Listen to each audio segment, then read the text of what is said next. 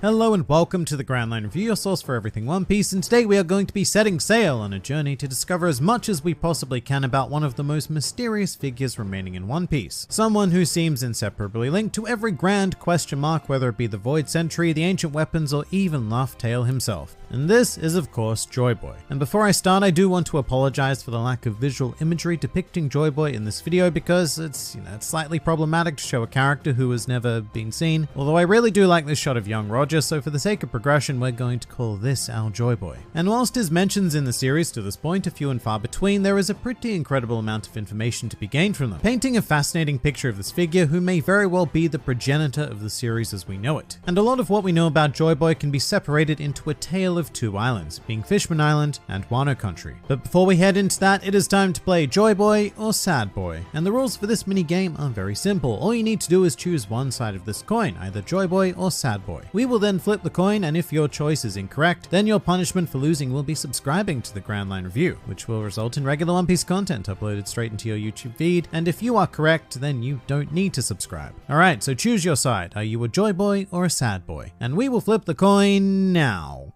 And bam, it's Joyboy. Anyone who picked Sad Boy now needs to hit that beautiful red button, welcome to the Grand Fleet, and anyone who picked Joyboy, well, you don't have to, but can you really be considered a winner if you have not subscribed to the channel? I'm really not sure if you can. But getting into things properly now, we are going to be beginning on Fishman Island because that is our very first mention of Joyboy in the series, quite specifically in chapter 628. So you know we're roughly 14 years into the publication of One Piece at this point, and we're just now mentioning probably the most important character who has ever lived in the world. So if you ever needed a solid shot of evidence that One Piece is a slow burn series, then this would be it. But this is a very intriguing incident because Robin went out of her way to track down a poneglyph on Fishman Island, a very special poneglyph, one which she cited was unlike anything she had previously read. It didn't contain a historical account, it didn't allude to the location of an ancient weapon or a certain island, no. Weirdly enough, this poneglyph seemed almost arbitrary because it reads as a personal apology letter from a previously unheard of figure named Joyboy. Previously unheard of being quite important because Robin is about as clued into history as one can be without having visited Laugh Tale, so whoever Joyboy is, a concerted effort was made to remove him from history, a concept we're actually quite familiar with in One Piece, and something that was confirmed when Robin confronted King Neptune in chapter 649. She went directly to the king of the fish because Robin herself was unable to make a lot of sense out of this poneglyph without further context, and in response to her inquiry, King Neptune said the following: Joyboy is a person who lived on the surface during the 100-year void. This message was meant for the mermaid princess on the island at the time. It was an apology for breaking a promise made with Fishman Island. The contents of that promise are not clear, but someone will come along to fulfill the promise in Joyboy's stead. Now earlier on in the arc, the nature of this promise, whilst admittedly unclear, was revealed to have had something to do with the Noah, the incredibly huge vessel which Luffy almost destroyed before Shirahoshi stepped in. Just before it was about to be obliterated, King Neptune had a moment to himself where he apologized to Joyboy, which is kind of funny because Joyboy was originally apologizing to them and it just becomes a big apology streak, but it was saved by Shirahoshi's powers, which, speaking of, this plays into Joyboy as well because the mermaid princess that this apology poneglyph was addressed to was the wielder of the Poseidon power at the time, which is currently possessed by Shirahoshi in modern times. Poseidon being one of the three ancient weapons which has the ability to communicate with mighty sea kings. And this happens to be the first parallel that we can draw between Luffy and Joyboy. In the modern day, Shirahoshi quite clearly represents the inherited will of the mermaid princess of the Void Century, whilst Luffy appears to have taken on the role of Joyboy, even going so far as to make his own promise with Shirahoshi. And it's certainly not the last time that Luffy would be directly comparable to Joyboy. It's almost as if some sort of inherited will is in play here in One Piece. And we're not quite done with Fishman Island, but I do need to say that from here on out we will be discussing frequent spoilers for anime-only watchers or people not caught up with Act 3 of Wano, which is a shame, but there's quite a lot to go through. So there's your warning, and now let's get into it. During Kozuki Oden's flashback, we had the privilege of visiting Fishman Island in the past, where we saw not one but two poneglyphs, one of which has mysteriously disappeared, and the other of which Oden identifies as the apology from Joyboy. And he has an interesting reaction, going on to state, it seemed like two stones would be quite the windfall, but one of these two is not very important. Once again indicating the strangeness of the seemingly arbitrary stone. Assumedly this was also the first time that Roger had heard about the existence of Joyboy, unless he was mentioned on Lodestar Island in a language that he could somehow read, but in the case of Oden, this was definitely the first time that he had heard the joyboy name. And whilst the words joyboy were not literally uttered again, Roger and Odin had actually involuntarily come across more information when they were entering Fishman Island, because the two of them have the ability to hear the voice of all things, and as such they stumbled across a conversation between Sea Kings which went a little something like this. The birthing is at hand. Our sovereign shall soon be born, and another in a distant sea. The whales are delighted in anticipation of the day the two sovereigns shall meet again. We have been waiting for so long, and it's almost here. And surely all will go well this time. Just 10 until the birth, and another 15 to grow. And then Roger yelled at them, which prompted them to stop talking. And a lot of this was complete gibberish to them at first, but soon it became clear that one of these sovereigns being mentioned was Princess Shirahoshi, and the Sea Kings were counting down to her birth and growth. Which is interesting because you know exactly how do Sea Kings have the foresight to be able to peer into the future? Well, we're not quite sure at this stage, but they are very special creatures who may very well have been alive during the Void Century, and perhaps that's how they became aware of events to come, just as Odin and Roger would be. And this is less clear, but the second sovereign being referenced by the Sea Kings, unless this is some sort of incredible bait and switch by Oda, is almost certainly Luffy. The Sea Kings were speaking of Joyboy and the Mermaid Princess in relation to the past, and they were speaking of Luffy and Shirahoshi in relation to the future. And not only that, they treated Shirahoshi and the Mermaid Princess as the same existence, just as they treated Joyboy and assumedly Luffy as the same existence. They were talking about two sovereigns, not four, which adds a lot of weight to the idea of Luffy having inherited the will of Joyboy. So this mystery man is becoming an increasingly alarmingly important figure at this rate, and his prominence would only become more apparent to both Roger and Odin, to the point where the name Joyboy would become intrinsically linked to the final island of Laugh Tale. And the following is Odin's journal entry regarding the matter. We had learned the entire truth of the world, what the 100-year void is, what the people of the D are, what the ancient weapons are. And in the face of that vast treasure, which was very real indeed, Roger just laughed. And so did we all. We laughed until tears sprang to our eyes. And after which we saw Roger uttering the words, "Oh Joyboy, I wish I'd been born in your time. This is quite the treasure you've left behind, a tale full of laughs." Which of course went on to naming the island Laugh Tale and more or less completely revolutionized the way that we now think of Joyboy. There had always been some sense of grand importance within him, given that he was someone who lived during the Void Century. However, the revelation that he was the one who left the vaguely defined treasure on Laugh Tale, and thus set the entirety of the events of One Piece into motion, is pretty massive to say the least. And Roger also confirms that they were the first people to set foot on the island in 800 years, meaning that theoretically it had gone completely untouched since Joyboy. But I did mention earlier that Joyboy is a tale of two islands, Laugh Tale not included, and the other one we have yet to explore is Wano. At some stage during his journey, Odin incidentally learned some history about his own home country, namely that the borders of Wano were closed for a very specific purpose, and that it had not always been an isolationist nation. But he would return to Wano with the enlightenment that this purpose was coming to an end, and that it was integral to open the borders of Wano before the day that Joyboy appears, or more accurately, I should give his exact statement. Until this point, there was a purpose to this country being closed, but now we must open its ports before the day that Joyboy appears. And here's where things get a bit tricky, because once again the idea of Joyboy is no longer confined solely to the past, but also referenced within the future, which may be a bit odd because theoretically he should be a bit, you know, dead. But then again, I shouldn't say that with any degree of certainty, because there is a time-traveling devil fruit in existence, and its user just so happened to live in the same time as Joyboy, so